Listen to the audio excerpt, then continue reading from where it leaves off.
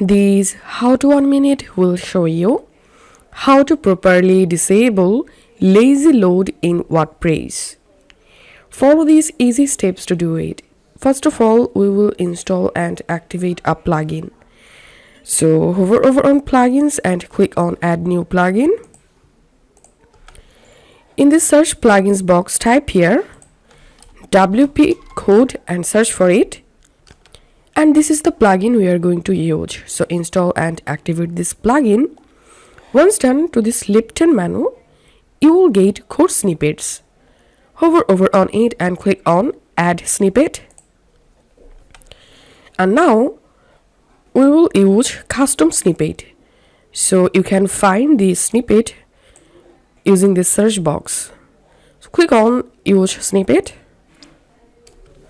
and add title for the snippet.